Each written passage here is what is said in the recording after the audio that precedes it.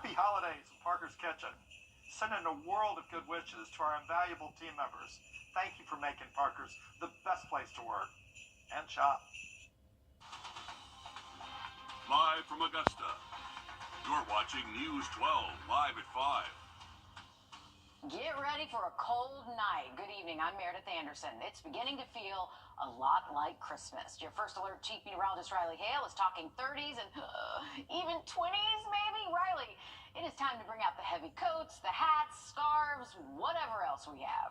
I know, Mary. If you're going to be out tonight, early tomorrow morning, we are expecting those temps to be sub-freezing, most likely finding a mixture of upper 20s to low 30s by daybreak tomorrow morning. So it's been a little bit of a chilly day, but luckily not as windy as yesterday. And we finally got back the sun. Bluebird skies from here to Columbia and all the way over to Atlanta as well. So keeping temperatures below average. Right now we're in the 50s. We have high pressure over the area and keeping our skies fairly sunny across a lot of the southeast. So this is going to stay clear tonight and with calm winds. That means our temperatures can cool off very efficiently. A good radiational cooling night. So if you are heading out this evening, we'll most likely be in the 30s already by around 8 p.m.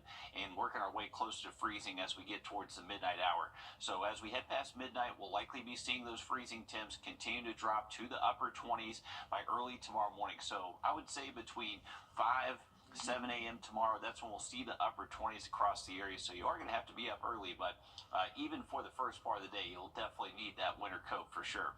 Now, heading into tomorrow, we're not expecting quite as much sun. We'll likely see increasing cloud cover throughout the day. Not really going to see much of a wind threat. That wind direction will be out of the east-northeast, generally between 5 to 10, so not overly breezy, and those high temps should be able to work their way mid to upper 50s out there tomorrow afternoon.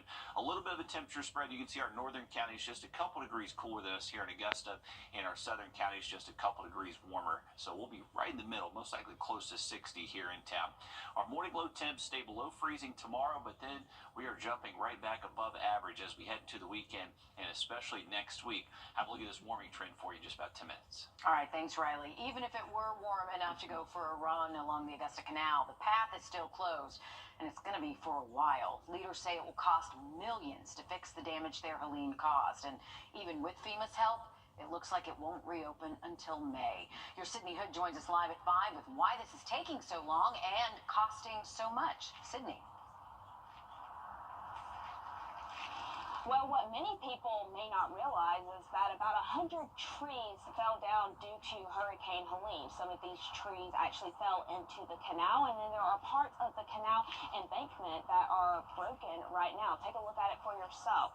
We flew our drone down the path for a little bit, and you can see the piles of debris and those trees that are still down. Now, leaders tell me what they're dealing with right now is there are parts of that canal embankment anywhere between 40 to 50 feet that are at risk of falling right now. So that really is the main reason why they have this 3.5-mile stretch of the canal blocked off. It's for safety reasons.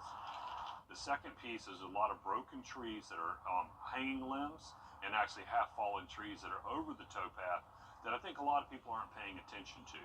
And so we need to get those cut and cleared, and we met with the debris contractor again this morning, and we're going to have a separate conversation with our FEMA reps in order to see if those are all eligible for reimbursement.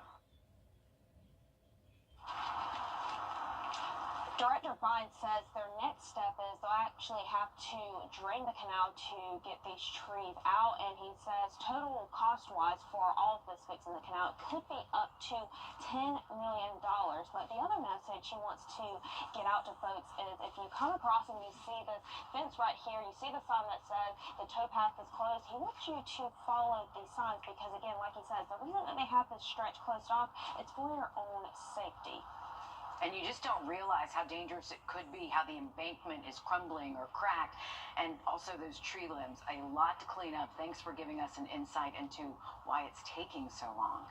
The North Augusta Greenway, by the way, getting closer to being fully restored. Mayor Britton Williams said 75% of roads in North Augusta are owned by SCDOT. So they can't do anything about those. What they are doing in North Augusta, those leaders are focusing on what they can control and what they can clean up, like the Greenway. A recovery resource fair in Augusta just wrapped up at Payne College, of course, which was also hit hard by Helene.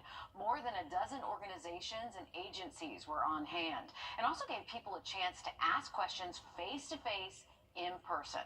If you missed the event and you still haven't signed up for FEMA aid, you have until January 7th.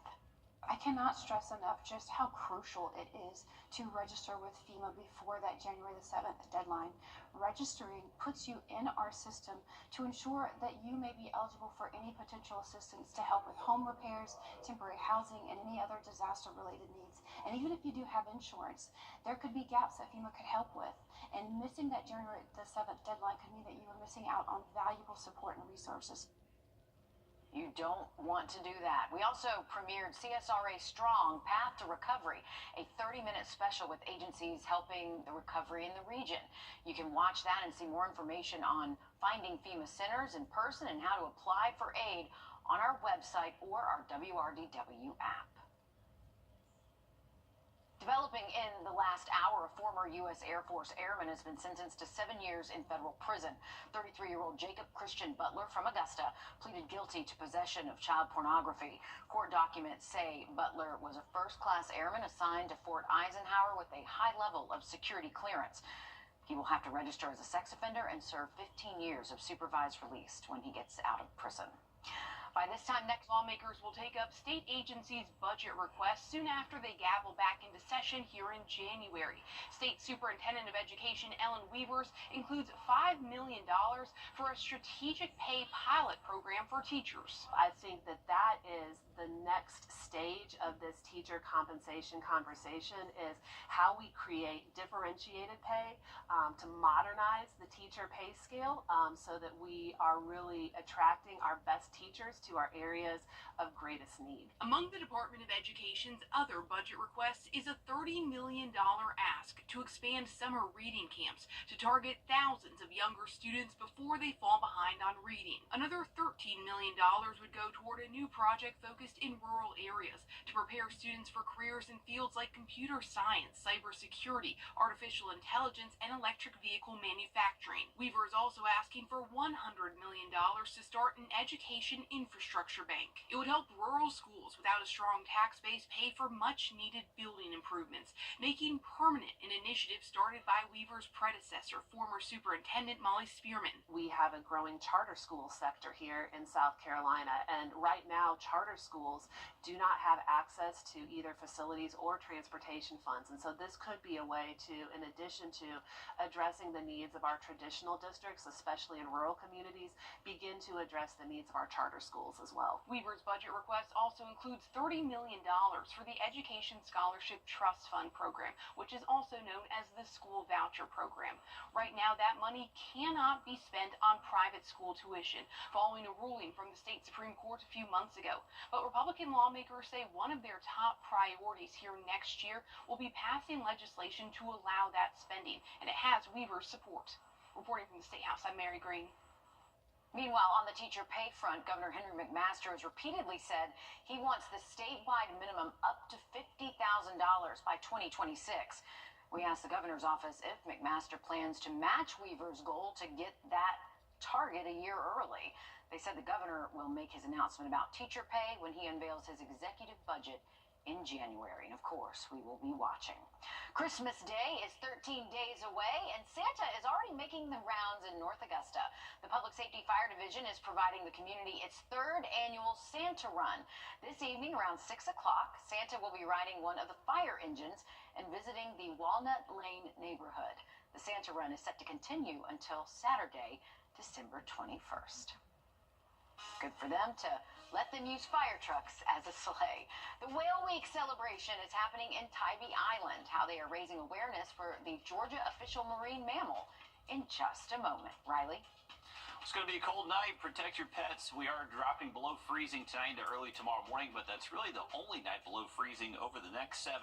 Have a look at our warming trend just after the break. Prominent connections, political